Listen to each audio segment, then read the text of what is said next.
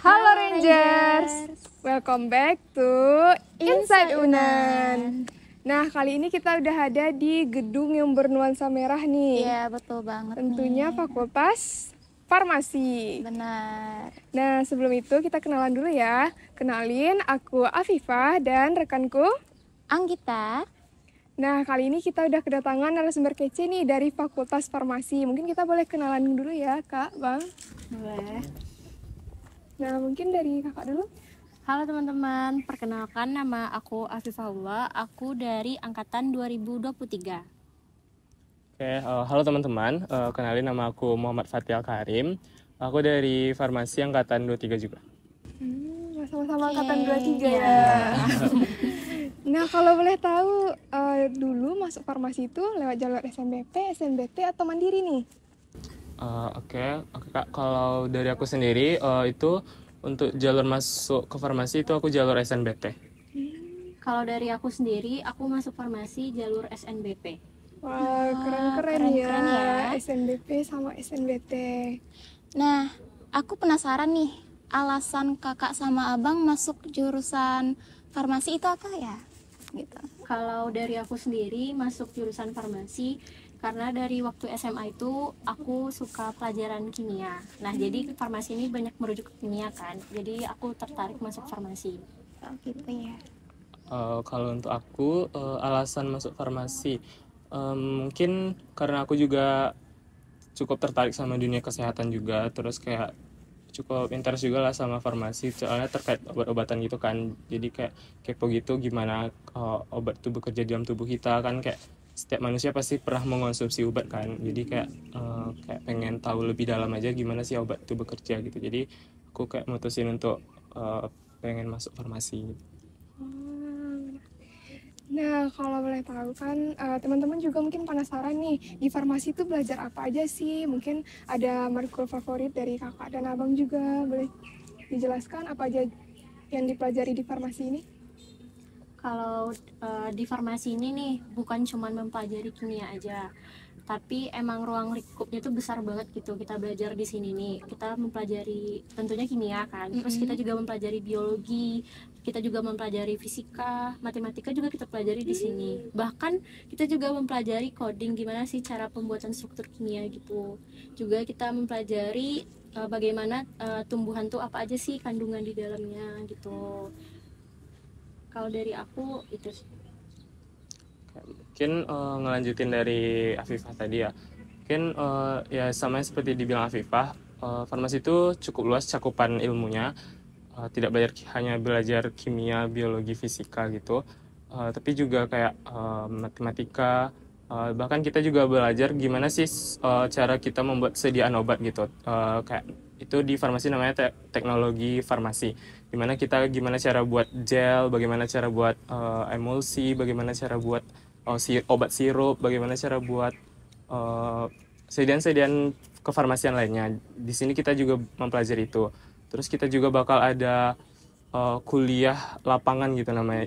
Kita bakal terjun langsung ke lapangan untuk melihat gimana sih kondisi asli dari alam gitu. Jadi kita bisa memanfaatkan alam itu sendiri untuk dijadikan bahan obatan gitu. Ya dari aku itu sih. Kalau untuk matkul favorit mungkin ya itu mungkin dari aku, karena aku dulu SMA suka biologi, jadi kayak yang berhubungan biologi cukup menarik bagiku, jadi kayak matkul biologi sel gitu, mungkin itu favorit. Wah, cukup kompleks juga ya di farmasi ini. Ternyata ada coding juga, MTK-nya, bahkan teknologi juga ya. Menarik banget ya, teman-teman. Lanjut. Nah, kan Fakti sama Afifah dari angkatan 23 ya, udah semester 4 di farmasi nih. Iya, betul. Nah, gimana sih rasanya kuliah di farmasi selama 4 semester ini?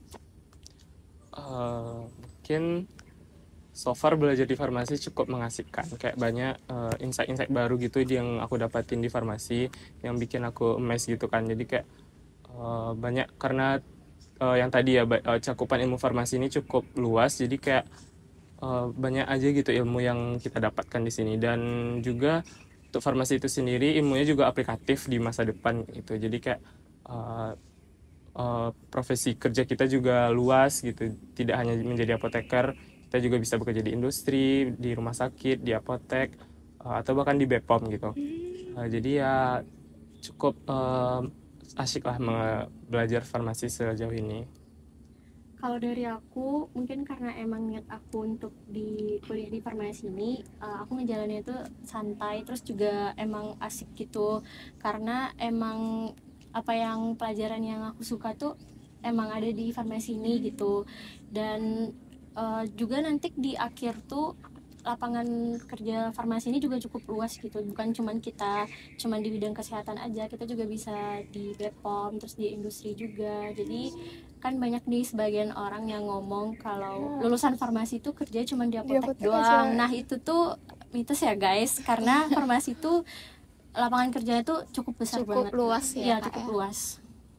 Bisa di industri, Terus di badan POM juga bisa. Nah bagi teman-teman nih yang suka kosmetik nih, itu tuh kita juga bisa nanti ngeracik produk kita sendiri nantinya. Wah, keren ya jurusan farmasi ini. Kita lanjut pertanyaan selanjutnya. Oke, pertanyaan selanjutnya.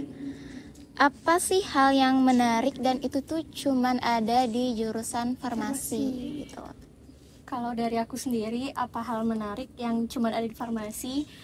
Anak farmasi ini tiap mau praktikum itu tuh membawa kit praktikum. Nah, itu tuh yang membedakan antara jurusan farmasi dengan jurusan lainnya. Karena kalau untuk jas labor, anak teknik atau anak biologi juga pakai jas lab kan. Nah, jadi kalau kami sendiri tuh kasnya tuh membawa kit praktikum. Nah, kit itu apa sih isinya, Kak? Nah, kalau kit praktikum bagi anak farmasi itu isinya alat-alat yang mau kita gunakan nanti praktikum, kayak itu tuh ada isinya kertas perkamen atau ada penjepit tabung reaksi, pokoknya apa yang kita butuhkan nanti pas praktikum. Mungkin selain kit ya, dari segi praktikumnya anak farmasi mungkin yang khas tuh mungkin ya kayak teknologi farmasi gitu, kayak ya cuman anak farmasi yang bisa buat sediaan farmasi gitu. Cuman di farmasi ini kita bisa belajar gimana cara buat tablet obat, bagaimana cara buat sirup tadi gitu. Jadi kayak itu cukup ciri khas dari farmasi lah. Terus juga farmasi juga belajar kayak farmakologi gitu, bagaimana interaksi obat di dalam tubuh, bagaimana efek obat yang didapatkan ke tubuh itu apa reaksinya gitu. Jadi mungkin itu untuk ciri khas dari fakultas farmasi. Nah, kan mungkin teman-teman juga penasaran nih, ada juga yang banyak yang ngira-ngira farmasi nih belajar obat-obat aja. Mungkin dari teman-teman dulu juga gitu kan, waktu sebelum masuk farmasi mungkin ngiranya cuma belajar obat aja. Belajar obat aja, nggak ada pelajaran yang lain. Ya, kalau setelah masuk farmasi nih, apa sih hal yang sering orang salah pahami, ternyata di farmasi itu gini loh gitu. Mungkin dari Abang Gung? Yang sering disalahpahami ya mungkin terkait lapangan kerja tadi ya, orang masih sering banyak salah kaprah gitu kalau farmasi itu kerjanya cuman jadi apotek, terus kerjanya di balik layar gitu kan, cuman ngeracik obat di balik layar. Sebenarnya farmasi itu emang ujungnya dari kita tuh bakal jadi apoteker, namun apoteker ini bisa penempatan kerjanya cukup luas gitu, bisa di industri farmasi, bisa di Bepom, bisa di rumah sakit itu sendiri atau apotek itu sendiri. Nah, untuk bekerja di balik layar itu juga bisa dibilang nggak melulu kami farmasis bakal bekerja di balik layar gitu. Soalnya kami bakal ada juga kayak terapi langsung ke pasien, gimana sih pasien itu guna obat selama ini kami data, dan gimana interaksinya sama obat, apakah sesuai dengan harapan, apakah tidak sesuai harapan, itu nanti kami evaluasi juga bagaimana penggunaan obatnya, kami kasih swamedikasi juga kepada pasien gitu. Nah, mungkin dari suasana pertemanan nih di farmasi itu kayak gimana sih suasana pertemanannya, kayak kegiatan kemahasiswaan di farmasi? Mungkin boleh diceritakan? Suasana pertemanan di farmasi ini mungkin karena di farmasi ini cuma satu jurusan ya, jadi bisa dibilang orang itu nggak terlalu banyak. Nah, jadi di farmasi ini kalau dibilang kompak, kami itu sangat kompak karena emang kami tuh kalau misalnya ada nih temen yang emang pas praktikum nih dia nggak ada bahan alatnya gitu, nah kami nanti juga bantu gitu nyariin, ya aku ada lebih nih gitu.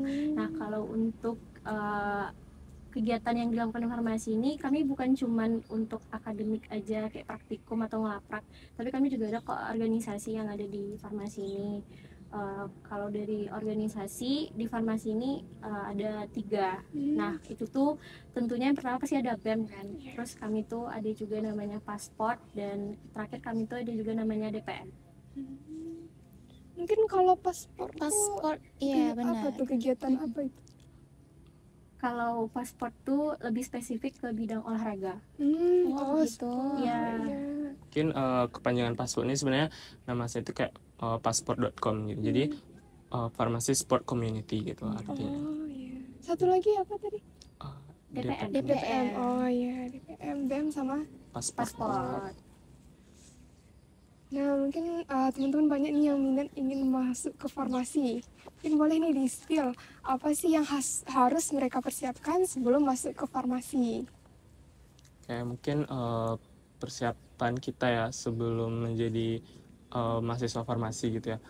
Mungkin yang pertama ilmu-ilmu di SMA gitu, terutama di bidang IPA kita itu sangat terpakai banget di sini, dan itu bakal sampai semester akhir bakal kepake gitu. Soalnya emang basic kita di farmasi ini ya IPA kita di SMA gitu, biologi, kimia, fisika, bahkan matematika gitu. Jadi bagi teman-teman yang emang niat masuk farmasi, yang emang mau menjadi calon apoteker atau calon farmasis di keesokan harinya, mungkin siap-siapkan juga pengetahuan kita seputar farmasi. Kalau kita emang niat gitu, pasti kita kayak mau ngecari gitu gimana sih farmasi itu gitu.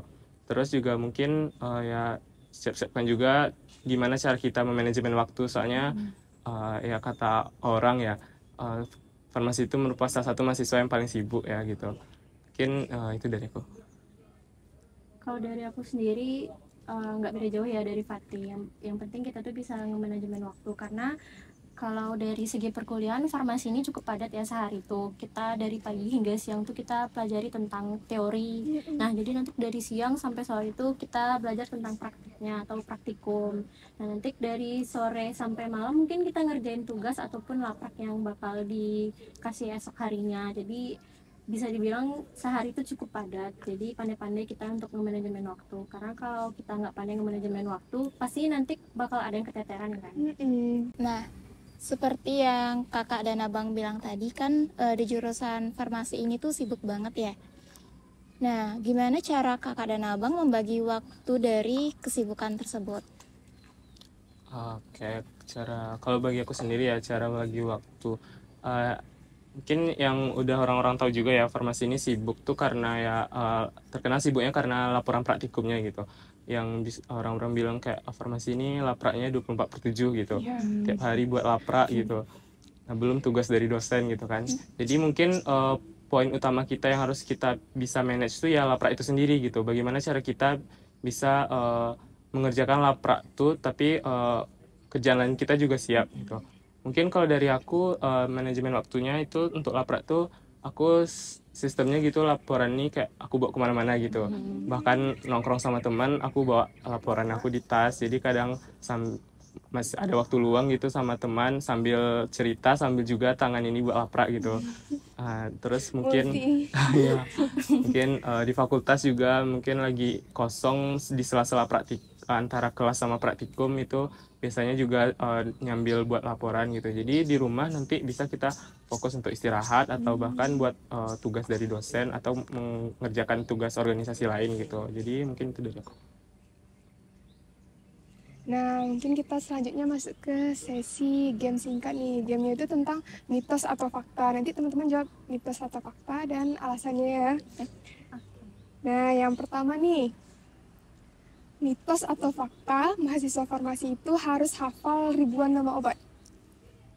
Fakta. Kenapa tuh fakta?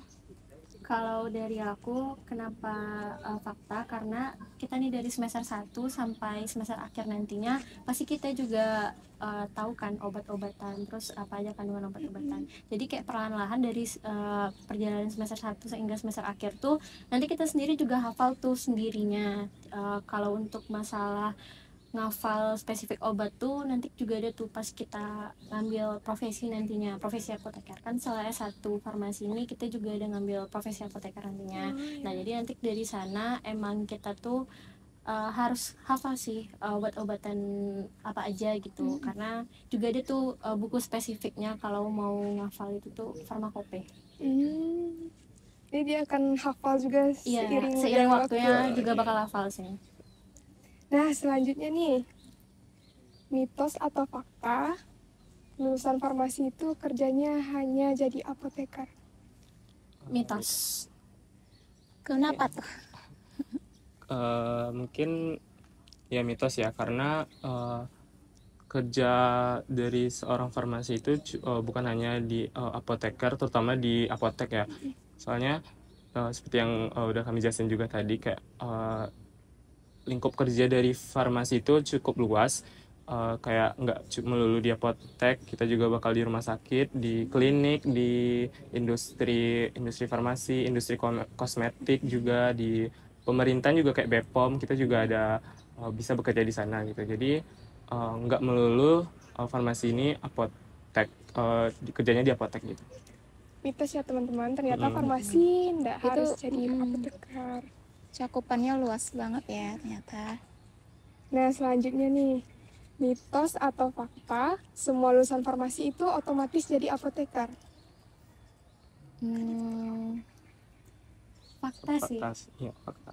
Cuman kalau dari aku sendiri nih, itu tuh balik dari kita sendiri. Kita tuh nanti mau emang lanjut ngambil profesi apoteker atau emang kita mau lanjut S2 dulu nanti nih. Jadi tergantung dari kita sendiri emang mau ngambil profesi atau lanjut S2 gitu. Jadi ya tergantung dari kitanya sendiri sih. Kalau saran aku lebih baik kita ngambil profesi dulu sih apotekernya. Mungkin aku nambahin, mungkin karena gini, soalnya di farmasi itu kan ada yang S1, ada juga yang D3 gitu ya. Nah, jadi beda dari S1 sama D3 tuh, kalau D3 itu nanti ujung kerjanya itu jadi kayak asisten apoteker gitu namanya. Jadi D3 tuh nggak berhak menjadi apoteker di suatu tempat gitu. Nah, jadi S1 inilah yang harapannya gitu bakal jadi apoteker di suatu tempat gitu, baik itu di rumah sakit, industri, ataupun di klinik gitu. Jadi kayak setelah S1 maka disaranin banget gitu untuk ngambil kuliah profesi lagi untuk jadi apoteker gitu. Jadi kalau mau jadi apoteker harus ambil profesi Iya, profesi 1 tahun lagi. Gitu ya. Nah, mungkin boleh nih 3 kata yang menggambarkan fakultas farmasi. 3 kata emang. Kata. Tentunya yang pertama obat. Kalau dari aku mungkin karena kita sering bahas laprak tadi, laprak. Iya. Satu lagi? Yang terakhir mungkin kimia organik. Oh, kimia abis. Ya kimia abis. Ini habis farmasi. Gimana nih Mungkin kita udah di penghujung podcast kita ya. Ya, mungkin boleh closing statementnya dari kakak dan abang. Kalau dari aku closing statementnya untuk mahasiswa farmasi angkatan 2025 nantinya yang udah lulus ataupun yang belum lulus, kalau saran dari aku jangan ragu untuk masuk farmasi, karena farmasi itu bakalan asik, sebetulnya asik. Jadi jangan kalian mendengar dari luar kalau farmasi ini susah pelajarannya, terus susah dapetin nilainya, terus cuman jaga apotek. Nah, itu tuh enggak. Jadi prospek kerjanya tuh bakalan luas. Nah, untuk dapetin nilai susah atau enggaknya itu tuh tergantung dari diri kita sendiri. Gimana kalau misalnya emang niat, pasti bakalan jalan lurus gitu aja kan. Jadi kalau bagi aku jangan ragu untuk masuk farmasi. Kayak mungkin kalau dari aku nggak jauh beda dari Afifah. Mungkin ya semangat juga buat teman-teman yang bakal jadi calon mahasiswa farmasi ke depannya. Semangat juga untuk belajarnya, soalnya ya seperti yang disebutin tadi, kayak farmasi itu peluang lingkupnya cukup banyak. Terus juga dari sekarang udah dibiasain pandai manage waktu juga gitu. Soalnya juga ya di farmasi poinnya manajemen waktu sih. Soalnya ya karena jadwal kita yang sibuk, belum nambah organisasi dan kepanitiaan lainnya gitu kan. Jadi kayak harus pandai-pandai manajemen waktu. Dan juga kayak farmasi sebenarnya nggak juga melulu kita belajar praktikum gitu. Kita juga kita masih sempat kok pergi main, sempat juga kok healing, sempat juga kok berorganisasi, cari kesibukan lain yang nggak melulu itu tentang belajar farmasi ataupun praktikum gitu. Jadi nggak usah takut, nggak usah ragu buat teman-teman, karena ya farmasi itu asik banget. Ya, teman-teman jangan ragu lagi ya masuk farmasi. Nah, mungkin udah closing statement, berakhir pula lah podcast kita episode kali ini. Nah, sampai jumpa di podcast episode selanjutnya. Bye-bye!